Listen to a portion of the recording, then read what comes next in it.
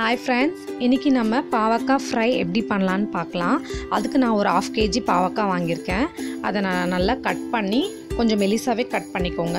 அதில் உப்பு போட்டு ஒரு 1/2 an hour முன்னாடியே நான் ஊற வச்சுருக்கேன். பாவக்காய் இந்த மாதிரி ரவுண்டாக கட் பண்ணிக்கோங்க. இப்போ ஒரு கடாயில் எண்ணெய் ஊற்றிருக்கேன்.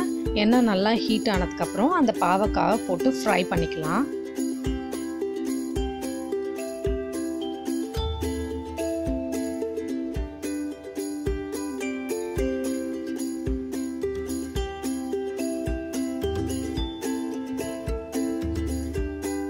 நல்லா இந்த மாதிரி ஃப்ரை பண்ணி எடுத்துக்கோங்க.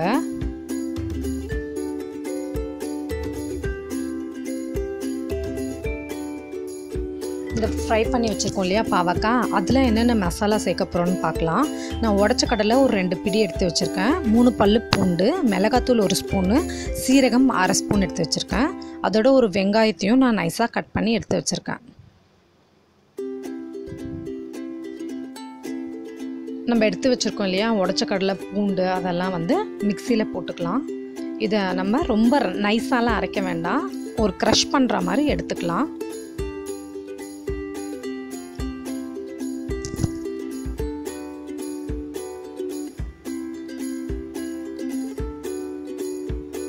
நம்ம இந்த மாதிரி அரைச்சி வச்சுக்கலாம்.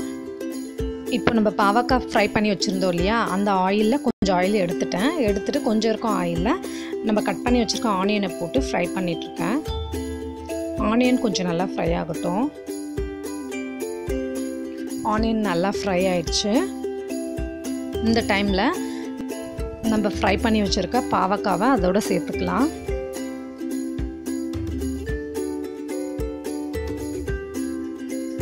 இது ஒரு வாட்டி நல்லா மிக்ஸ் பண்ணிக்கலாம்.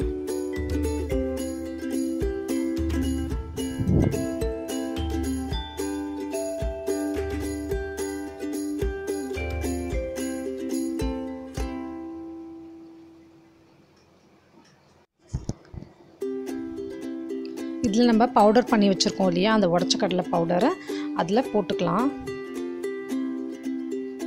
அதை போட்டு நல்லா மிக்ஸ் பண்ணிக்கலாம். இதோட கொஞ்சம் மஞ்சத்தூள் ஆட் பண்ணிக்கோங்க. சால்ட் தேவைப்பட்டால் கொஞ்சம் ஆட் பண்ணிக்கோங்க.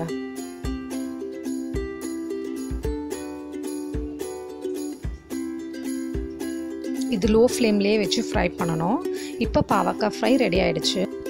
பார்த்தீங்களா ஃப்ரெண்ட்ஸ், பாவக்காய் ஃப்ரை சூப்பராக ரெடி ஆகிடுச்சு. கண்டிப்பாக நீங்களும் உங்கள் வீட்டில் ட்ரை பண்ணுங்கள். குழந்தைங்களுக்கு கூட கொடுக்கலாம். இது அந்தளவுக்கு கசப்பு தெரியாது, நல்லா டேஸ்டியாக இருக்கும். தேங்க்யூ.